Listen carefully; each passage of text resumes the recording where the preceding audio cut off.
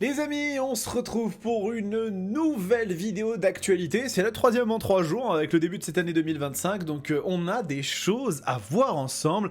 Et aujourd'hui, eh bien, nous allons parler du feuilleton incroyable de cette fin d'année 2024 et du début de cette année 2025. Je parle bien évidemment du constructeur autrichien KTM qui a été sous les feux des projecteurs avec une crise économique et financière sans précédent. Et écoutez, il semblerait que les choses soient en train de s'améliorer puisque les nouvelles sont tombées et le futur de KTM semble, tout du moins pour le moment, moins incertain qu'avant. On va parler de tout ça aujourd'hui. Bonjour tout le monde, j'espère que vous allez bien. On se retrouve pour un nouvel épisode de Moto Bistro, votre émission consacrée à l'actualité du monde de la moto qui nous passionne tant.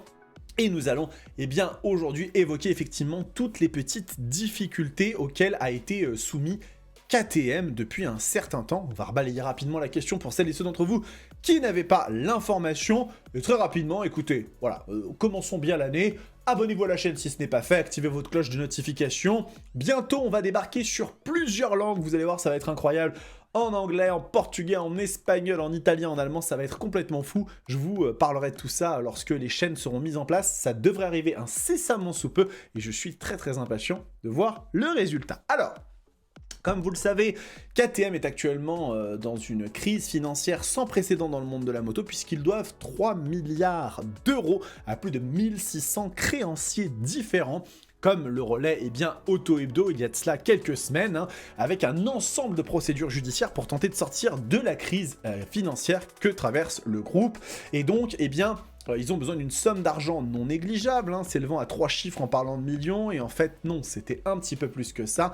Et donc, on a une procédure d'insolvabilité qui a été lancée par le groupe Pirer Mobility, un groupe Pirer Mobility qui a eu une chute assez incroyable de son cours d'action au 28 novembre et même juste avant au 20 novembre, la version la plus basse du cours d'action. Regardez ici, si on remonte un petit peu sur 5 ans, regardez, on est vraiment au plus bas que n'ait jamais connu KTM, mais vous avez dû le remarquer. Si on regarde sur un mois et même sur 6 mois, qu'est-ce qui se passe? Le cours de KTM est littéralement en train de s'envoler pour quand même atteindre 3 fois quasiment sa valeur depuis le 28 novembre. Et ça, c'est dû à plusieurs choses, les amis.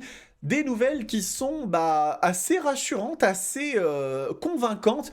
Toutes celles et ceux qui aiment la marque, comme moi d'ailleurs, je vous le rappelle, au cas où soit passé à la trappe que j'ai possédé 4 Super Duke 1290 et que c'est définitivement pas quelque chose que j'aimerais de voir KTM disparaître. Et donc, qu'en est-il? Écoutez, c'est relayé sur les médias.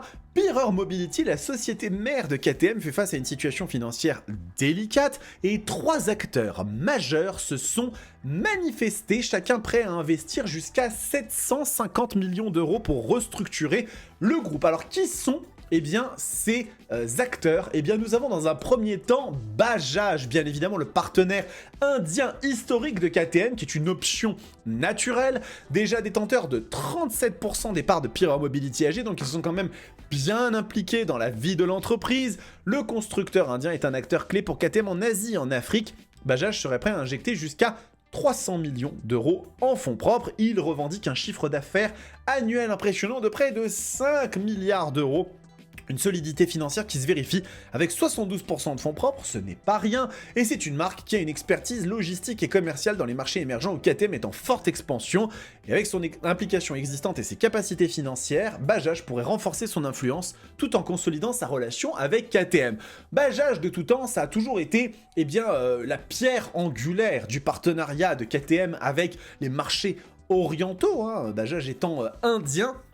Et effectivement, la marque a une implication très forte au niveau du capital des Autrichiens, et une intervention de la part de Bajaj me semble être quasi évidente à ce niveau-là, puisque ce sont eux aussi l'un des partenaires principaux, pour ne pas dire le partenaire principal de KTM dans les intervenants externes. Alors après, bien évidemment, il y en a un autre, vous le savez, qui est extrêmement important et qui lui aussi pourrait avoir son mot à dire dans cette histoire. Il s'agit ni plus ni moins de CF Moto, partenaire de KTM depuis 2018, fabricant de certains moteurs KTM comme celui de la 790 Duke, et ils sont responsables du réseau de concessionnaires KTM en Chine. Ils pourraient apporter une contribution comprise entre 350 et 700 millions d'euros, voire envisager une prise de contrôle majoritaire. Et alors là, on joue plus du tout dans la même cour, puisque CF Moto envisagerait potentiellement du coup de vraiment devenir actionnaire majoritaire de KTM, et du coup d'avoir leur mot à dire et les décisions à prendre quant à l'avenir de la marque. Et ça, pour le coup, ça pourrait véritablement engendrer de grands changements au niveau de la façon comme KTM vend ses produits à travers le monde. Il faut savoir que CF Moto est déjà distribué dans les concessionnaires KTM en Europe, dans certains pays, notamment en Italie, en Espagne, etc. etc. Donc il y a déjà une relation qui est très forte entre CF Moto et KTM, c'est évident, mais là, ça pourrait être une opportunité extrêmement importante et ils auraient un intérêt stratégique à renforcer sa présence en Europe, comme est relayé par l'article, dans le secteur premium des motos, et pourrait jouer un rôle central dans l'internationalisation de KTM, en particulier sur le marché asiatique. Finalement, le troisième investisseur potentiel, c'est FountainVest, qui est un fonds d'investissement et qui a notamment fait ses preuves en rachetant Hammer Sports, avec les marques comme Atomic, Salomon ou encore Wilson en 2018, marque de tennis.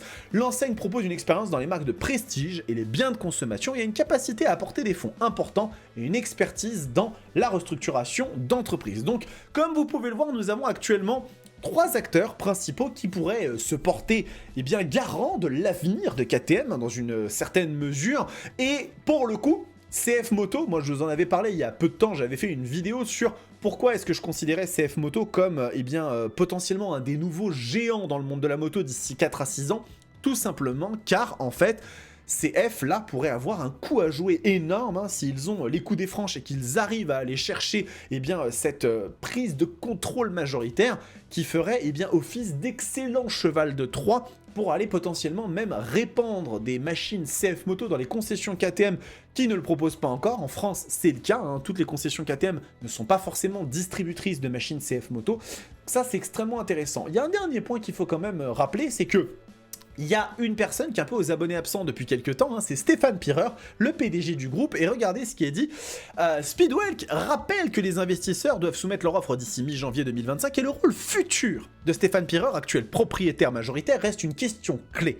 En coulisses, des discussions stratégiques explorent différents scénarios, y compris une éventuelle réduction du contrôle de Pirer. Et oui, parce que s'il y en a un qui porte le chapeau actuellement des problèmes que traverse KTM, c'est bien Stéphane Pirer. Alors encore une fois, ce genre de choses, ça n'est jamais décidé par une seule personne, c'est jamais fait que par une seule personne. Mais un rôle majeur et important, responsabilité majeure et importante, et oui, à mon sens, il y a fort à parier que dans l'avenir, Stéphane Pirer ait un rôle moins important à jouer dans les décisions que prend KTM, surtout si cette dernière se retrouve sous contrôle majoritaire de Bajaj ou de CF Moto, qui vont vouloir eux aussi avoir leur mot à dire dans les décisions stratégiques de l'entreprise. Donc, la décision finale, prévue lors des audiences de février 2025, sera cruciale pour déterminer l'avenir de KTM et de Pirer Mobility. Avec 3 investisseurs solides en lice, l'entreprise a des chances réelles de se restructurer et de retrouver une position stable sur le marché mondial. Et ça fait vraiment plaisir. Comme le mentionne l'article, KTM est à un moment charnière de son histoire où chaque décision pourrait définir son avenir sur le long terme.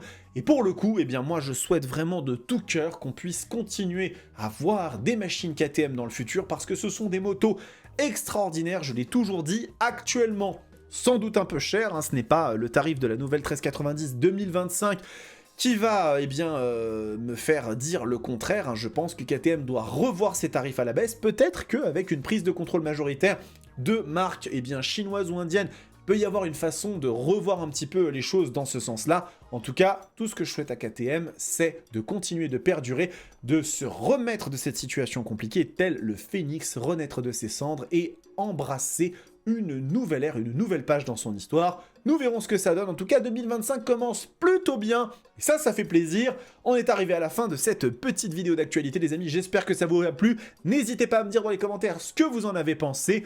Et en attendant, prenez soin de vous, kiffez vos bécanes. Ciao!